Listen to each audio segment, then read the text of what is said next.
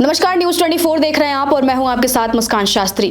खून चढ़ाने अस्पताल गए मासूम बच्चों को अस्पताल ने खून की जगह एचआईवी पॉजिटिव कर दिया। जी हां, यकीन नहीं होता ना, जिस खून से जिंदगी बचनी थी उसी खून ने मासूम जिंदगियों को एक और जानलेवा बीमारी की सौगात दे दी।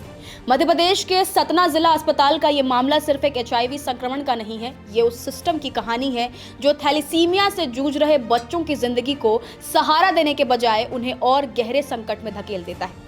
एचआईवी जैसी गंभीर बीमारी का शिकार हो गए छोटे मासूम बच्चे। आप जानते हैं एचआईवी का मतलब है ह्यूमन इम्यूनोडिफिशियेंसी वायरस। ये एक वायरस है जो आपके शरीर की इम्यून सिस्टम यानी प्रतिरोधक क्षमता को कमजोर कर देता है। इम्यून सिस्टम हमारे शरीर को बैक्टीरिया, वायरस और अन्य संक्रमणों से बचाता है। अब ऐसा होना उस स्वास्थ्य सिस्टम पर एक गंभीर आरोप है जो इलाज के नाम पर उम्मीद देता है लेकिन लापरवाही के जरिए जिंदगी छीन भी सकता है।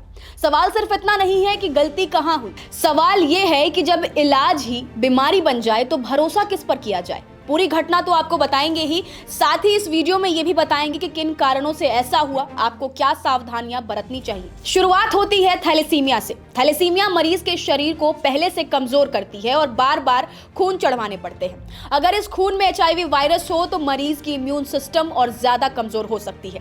थैलेसीमिया जो एक जेनेटिक ब्लड डिसऑर्डर है, इस बीमारी में बच्चों के शरीर हीमोग्लोबिन सही मात्रा में नहीं बना पाता। हीमोग्लोबिन वही तत्व है जो खून में ऑक्सीजन को शरीर के हर हिस्से तक पहुंचाता है।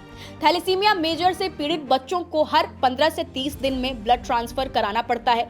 कई बच्चों को जीवन भर 50, 70, 100 या उससे ज्यादा बार खून चढ़ाया जाता है। यानी इन बच्चों की जिंदगी ब्लड बैंक सिस्टम की सुरक्षा पर टिकी होती है।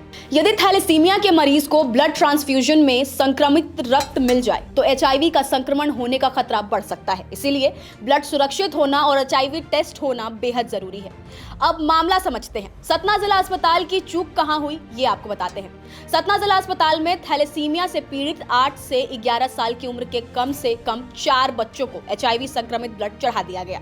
यह मामला करीब 4 महीने पुराना बताया जा रहा है, लेकिन इसका खुलासा अब जाकर हुआ है। आईसीटीसी में कराई गई जांच में सामने आया कि पहले सभी बच्चे एचआईवी नेगेटिव थे, बाद की जांच में वो एचआईवी पॉजिटिव पाए गए। यही सबसे बड़ा सवाल खड़ा हुआ, संक्रमण आया आखिर कहां से।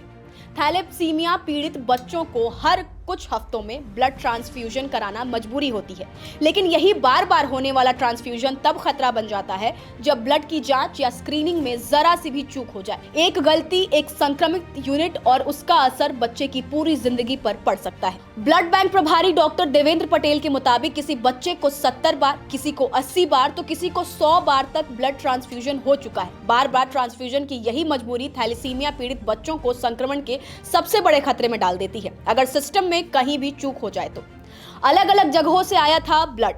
इसका मतलब है कि जांच में यह भी सामने आया कि बच्चों को ब्लड सतना जिला अस्पताल, बिरला अस्पताल, रीवा और मध्य प्रदेश के अन्य जिलों से उपलब्ध कराया गया था। सभी संबंधित ब्लड डोनर्स को ट्रेस कर जांच की जा रही है। बच्चों के माता पिता की जांच कराई गई, वे एचआईवी नेगेटिव पाए गए। सरकार हरकत में आई, जांच टीम गठित की गई। मामले की गंभीरता को देखते हुए डिप्टी सीएम और स्वास्थ्य मंत्री राजेंद्र शुक्ल ने जांच के निर्देश दिए हैं। हेल्थ कमिश्नर तरुण राठी ने 6 सदस्यीय राज्य स्तरीय जांच टीम बनाई है जो 7 दिन में रिपोर्ट देगी। अब आपको ये जानना भी बेहद जरूरी है कि आखिर ब्लड डोनेशन से पहले कौन कौन सी जांच जरूरी होती है, ताकि आप और आपका परिवार इस तरह की किसी घटना के शिकार ना हो और सतर्क भी रहे। ब्लड डोनेशन से पहले जो जांच जरूरी है वो सबसे पहले आता है फिजिकल टेस्ट। इसमें पल्स रेट, टेम्परेचर, वजन मतलब कम से कम 45 किलो होना चाहिए और ब्लड प्रेशर की जांच होती है। दूसरा टेस्ट होता है हीमोग्लोबिन टेस्ट। खून की एक बूंद से हीमोग्लोबिन लेवल 12 ग्राम डीएल से अधिक होना जरूरी है।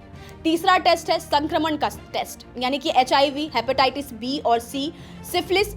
और अब ब्लड की जांच ELISA तकनीक से होती है जो एचआईवी के खिलाफ बनने वाली एंटीबॉडी को पकड़ती है। लेकिन संक्रमण के शुरुआती 20 से 90 दिनों में शरीर में एंटीबॉडी पूरी तरह नहीं बनती, जिसे विंडो पीरियड कहा जाता है। इस दौरान संक्रमित ब्लड भी जांच में सुरक्षित दिखाई दे सकता है। इसीलिए ये जानना भी जरूरी है कि ब्लड चढ़ाने से पहले कौन कौन से जांच कराने चाहिए। सबसे पहले blood grouping A, B, O और RH, antibody screening, cross matching, मरीज का फिजिकल टेस्ट होना बहुत जरूरी है। जांच में सामने आया कि कई डोनरों के मोबाइल नंबर गलत हैं, पते अधूरे हैं और यही वजह है कि ये पता लगाना मुश्किल हो रहा है कि संक्रमित ब्लड कहां से आया था। 4 बच्चों में संक्रमण सामने आने के बाद यह आशंका भी जताई जा रही है कि एचआईवी संक्रमित ब्लड अन्य मरीजों को भी चढ़ाया गया हो सकता है।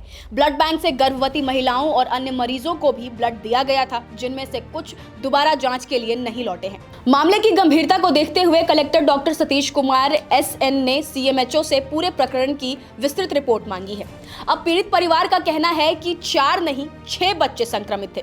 एक पीड़ित बच्ची के पिता का कहना है कि उनकी बच्ची को सतना, जबलपुर और रीवा में ब्लड चढ़ाया गया। ये प्रशासनिक लापरवाही का नतीजा है। संक्रमित बच्चों की संख्या 4 नहीं बल्कि 6 है।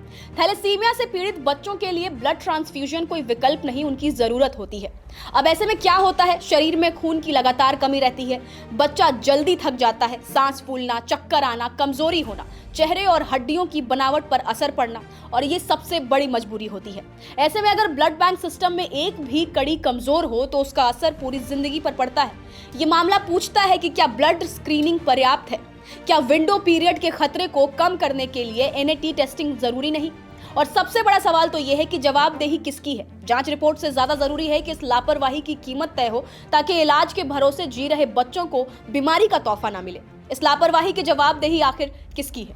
जांच रिपोर्ट आ जाएगी, कमेटी अपनी बात कह देगी, लेकिन जिन बच्चों की जिंदगी अब हमेशा के लिए बदल गई, उसका जवाब कौन देगा? थैलेसीमिया से जूझते इन बच्चों के लिए खून जीवन है, लेकिन जब वही खून जहर बन जाए तो सिस्टम को सिर्फ सुधारने की नहीं, कटघरे में खड़ा करने की जरूरत होती है। आप इस पूरे मुद्दे पर क्या कुछ कहना चाहेंगे? अपनी राय हमें कमेंट कर जरूर बताएं। नमस्कार, मैं हूं मानक गुप्ता। अगर आपको हमारा ये वीडियो पसंद आया हो तो इसे लाइक और शेयर जरूर करें, और हाँ, हमें सब्सक्राइब और फॉलो करना ना भूलें, ताकि आप देश और दुनिया की कोई खबर मिस ना करें। तो जुड़े रहिए हमारे साथ और देखते रहिए News 24।